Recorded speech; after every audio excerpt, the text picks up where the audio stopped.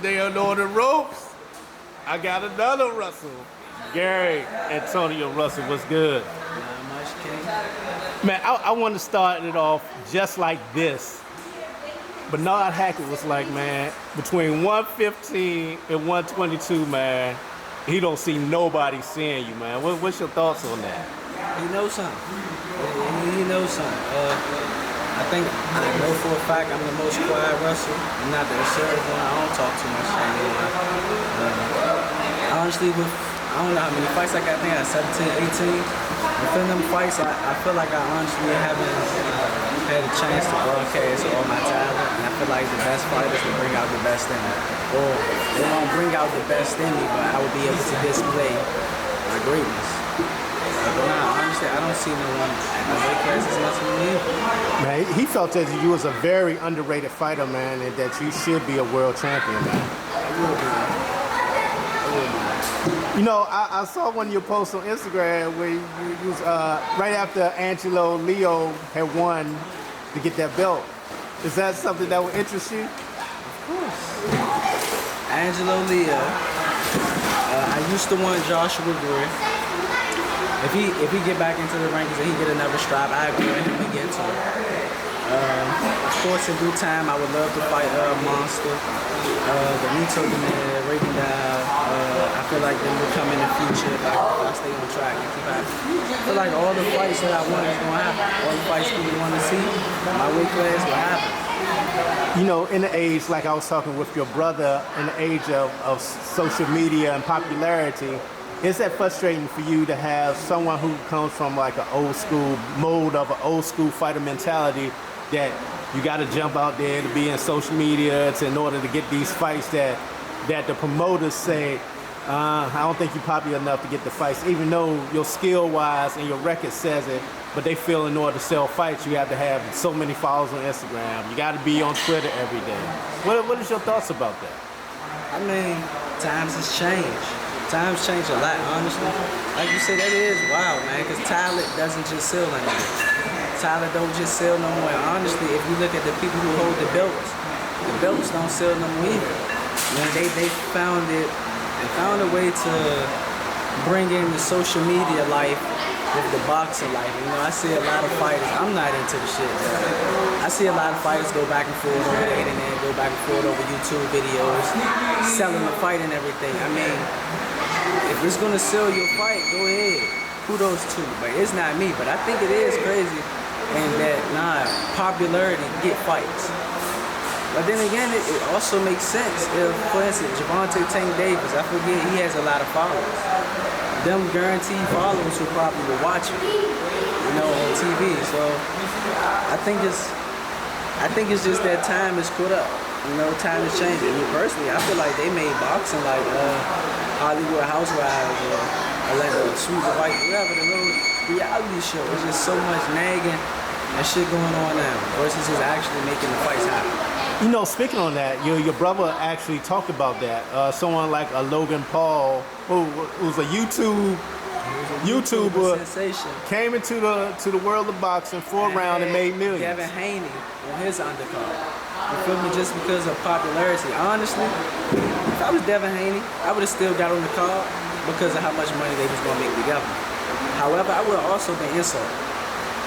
I would have been insulted in the type of way for the simple fact like, oh, son, you're a YouTuber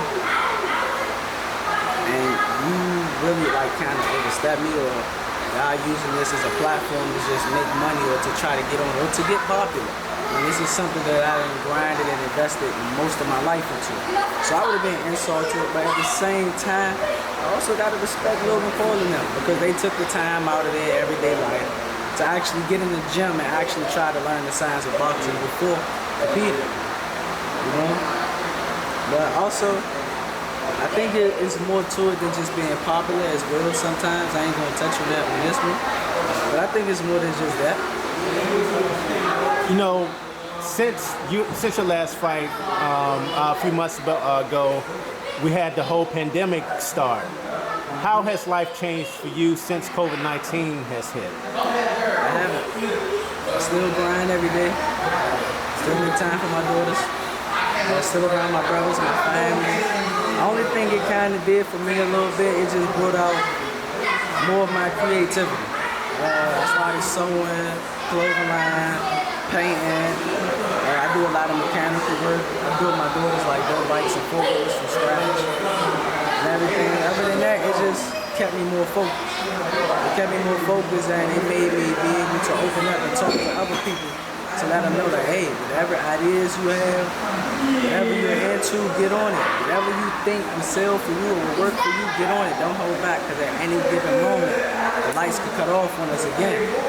So you gotta have something, multiple things to fall back on. You know, with that being said, do you think, because it was a point in time that fighters really didn't know if boxing was going to start back up, and once it finally did, you know, we're in the age now of no fans, no money at the gate, promoters saying you got to take less money. Is that something that concerns you?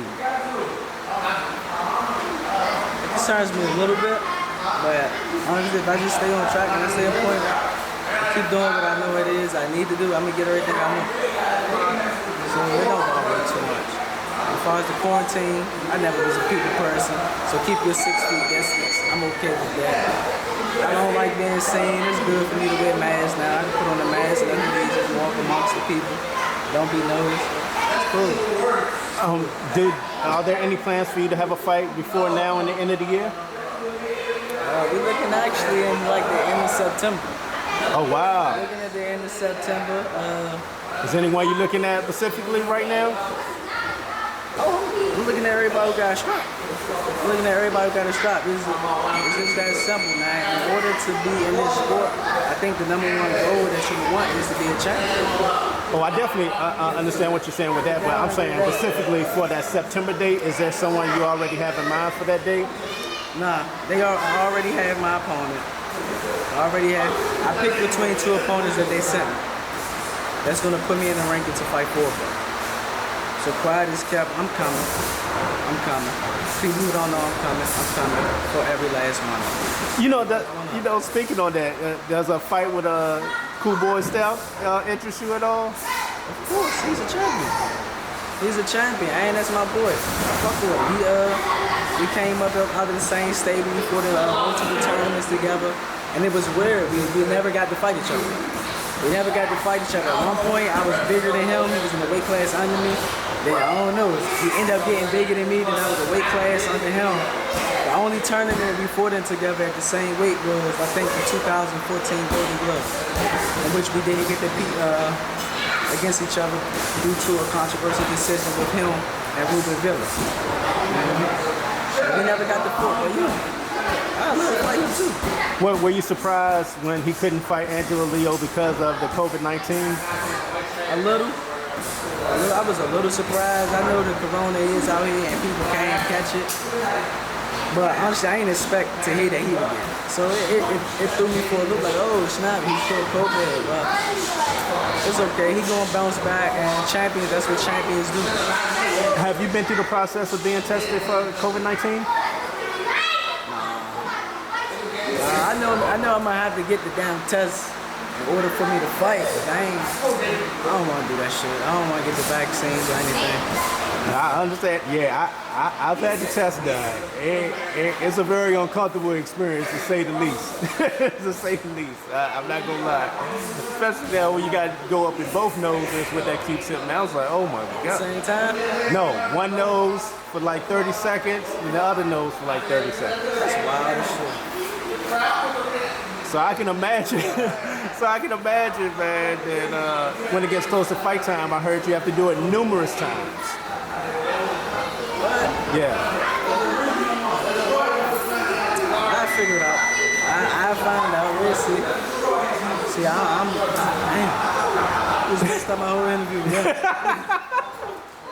I seen the video, man. That thing going all up in your head. I don't trust these people. They could be trying to implant us with something or anything, man. Or taking DNA samples. All that, man. That's what I think this all behind anyway. Population control and blood harvest. That's just my opinion. And in your opinion, do you think we will get back to normalcy in sports? Because right now you have college football who said no football in the fall. A lot of high schools, no sports. And when is Honestly, I believe this is the new normal. Even when people are allowed to come back into arenas, if it ever happened, people start allowed to come back in the stadiums and on the courts, it's still gonna be a difference. It's still gonna be a huge difference. Of course, the number of people I feel is gonna change in which they would allow. Like you said, prices may be cheaper because of that and everything. But I just feel like it's never gonna be the same. I've seen stuff like this in movies, in which every day they have to wear masks. To think that it would happen to us.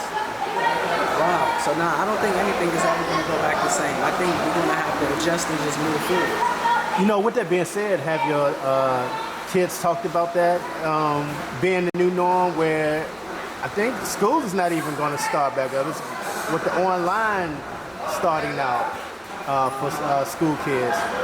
So that has to be tough for them, especially for a lot of the high school athletes, man, who are looking forward to showcasing their talent and really can and looking to get those scholarships. And they're in a situation where they can't showcase their talents. How tough is that for high schools? Man, it's tough. It's tough, especially in high school, full of vigor and ambition. They want to show off every single time, and they don't really get. There's no one in to see them show off, you know. So I hope they don't lose their motivation or their drive, as if when they had the crowd. I hope they just find a way to stay locked in and keep pushing. You know, going back, relating that to the sport of boxing, you're finding a lot of now the amateurs like, hey, I'm just going to go ahead and go pro at this point. What kind of advantage and disadvantage is that for a young fighter to make that decision at this point in time? It's still an advantage and a disadvantage. Why? Since they've been amateurs, as far as all this corona stuff, I don't know how tournaments are going. That's a lot of people who have to get tested. That's a lot of traveling. So honestly, I think a lot of older, I'm not going to say older, but more seasoned amateurs, I think it would be smart for them to maybe go pro for some of them. Other ones, if they're younger, I think they should wait around and see what happens a little longer. Don't get ring rust, keep grinding. But like I said, for the more seasoned amateurs, yeah, I think it would be a great time for them to actually go pro, take advantage of it. You know, time waits for no one. I think it's a good thing. I think a lot of amateurs will be prepared.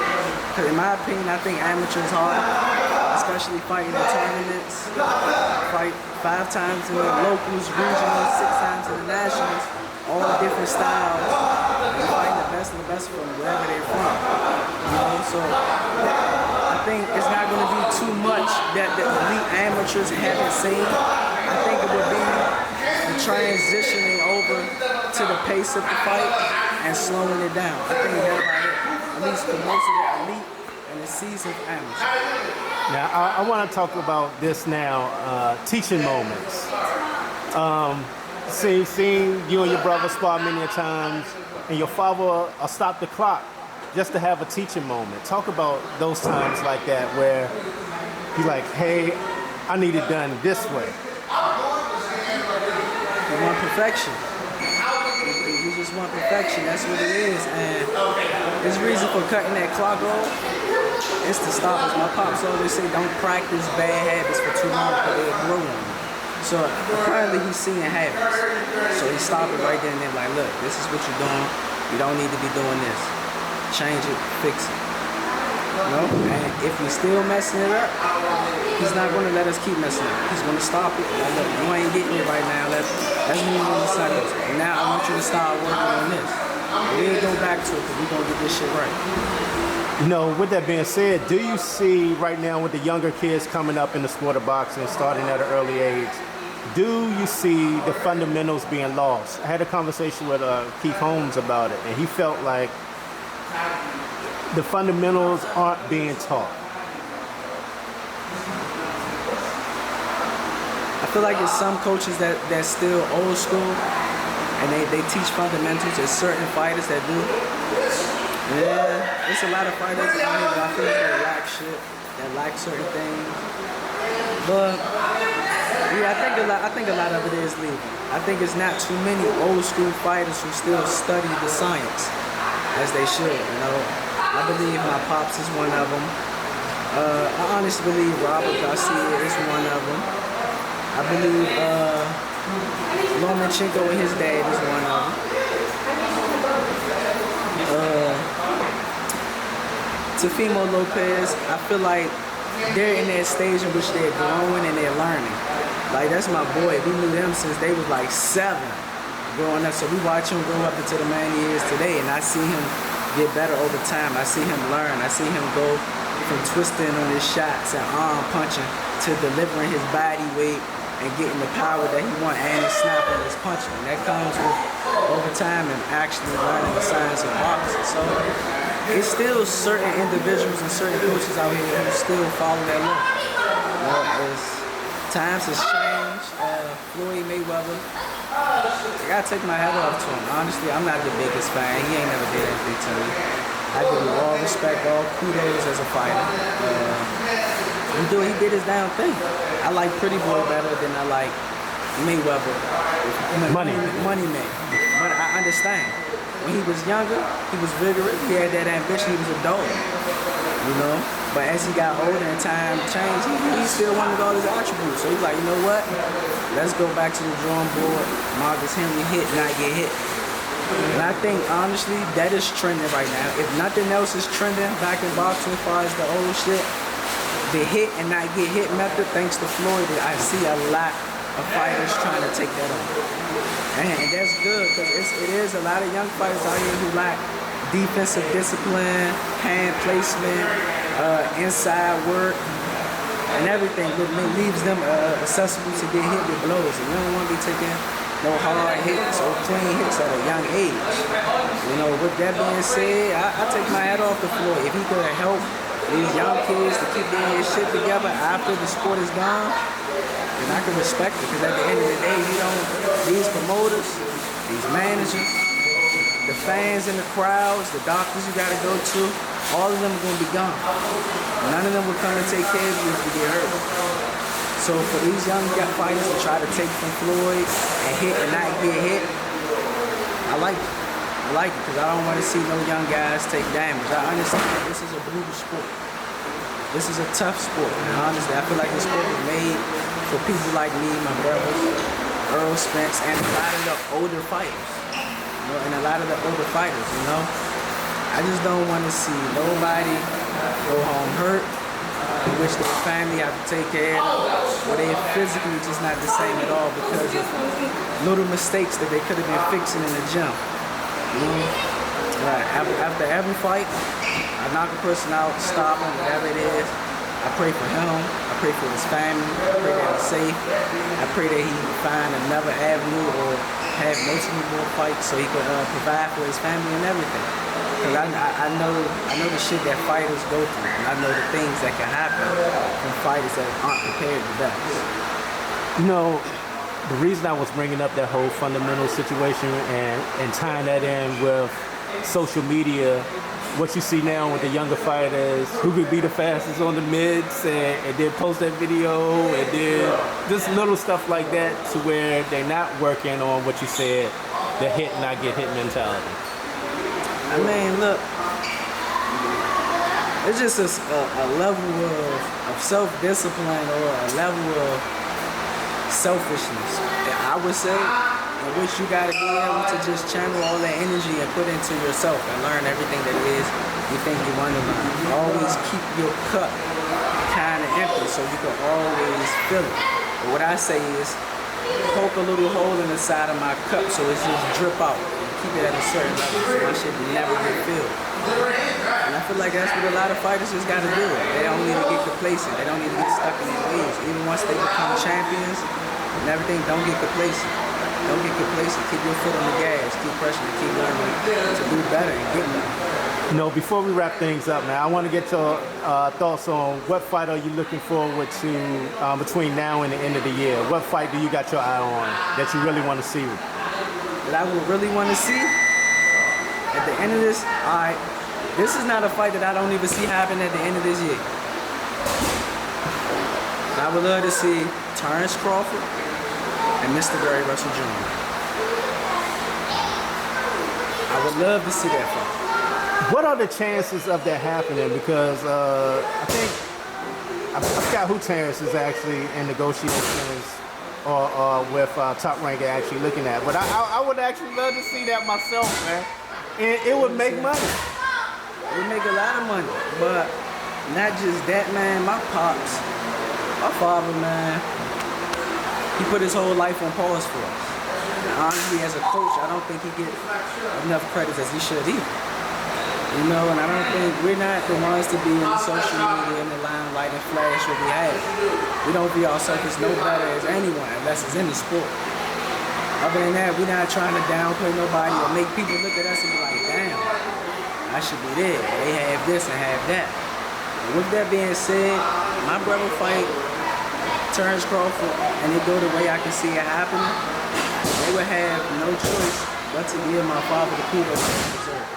Especially after me and my younger brother get our belts. I think he needs his credit due. You know, he's been behind the scenes, you know, and we fighting it individually, but it's a team. It's a team. God. You hear that in the background. It's not a game in here, man. Before we wrap things up, man, like I said, man, what's the best advice that you've gotten from your dad? And also, we don't hear too much, man, fighters talk about moms, man. What's the best advice you got from dad, and what's the best advice you got from mom?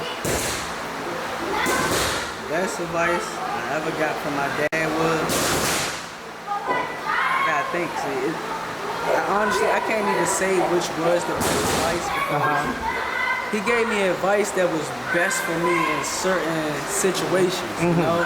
So that one advice is not gonna fit to every situation, so I just can't point my finger on one, but just through life itself, look, man, you should carry yourself this way.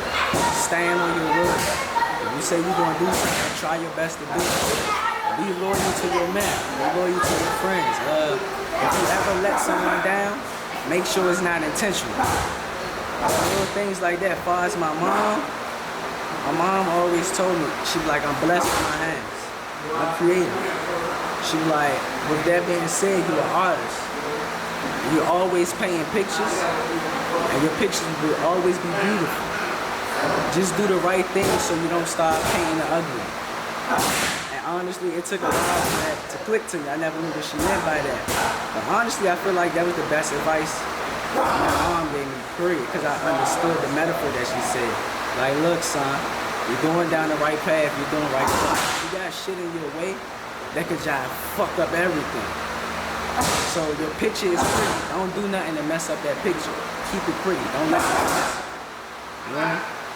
And I kind of live by that now. I live by that. That stuck with me. And she just told me this probably like 3 years ago. But since then, I look back at certain situations that happened years ago. And I take what she said and be like, damn, back then, that was a pretty picture I had. And I went out of line. You know? So that's some of the, you know, that with my mom, that shit hit me. It hit me. Yeah. But other than that, y'all, I'm on a hunt. Y'all don't know it because I don't talk. I'm not into talking shit. I'm not into talking extra, doing all this posting stuff. But I'm on a hunt. Nito, Breaking Down, Leo, Cool Boy Step in due time. Because I would love to fight him, not off no, it is off. That nigga, I want his belt. I want everybody's belt. And if there's ever a day in which we fight, I hope our money is skyrocket. I don't want us to fight for no BS money because he's someone I have a relationship with in and out the ring. And I want to see us get it for real. The guy who beat Rashid Warren, who has the WBC at 118, I think he's from London, UK. Yeah. I definitely want him. I forget who else. Oh, Mike Polanyi. That's the dude who beat Joshua Britt. I might not get a chance to touch on Joshua Britt, so I also got Mike Polanyi. Oh, wow. Wow. One other. Hey, man, I really appreciate your time as always, man. Your family's always been great, man. Open doors to me, man. Get a chance to see y'all spar, do what y'all do. Hey, man, people don't know it's a no camera policy up in here, man. No camera, no phone. It's straight grind work up in here, man. It's a dog out. And man, but I really appreciate your time as always. Future champion right here. That's what it is. Gary. Antonio Russell, another Russell. We out.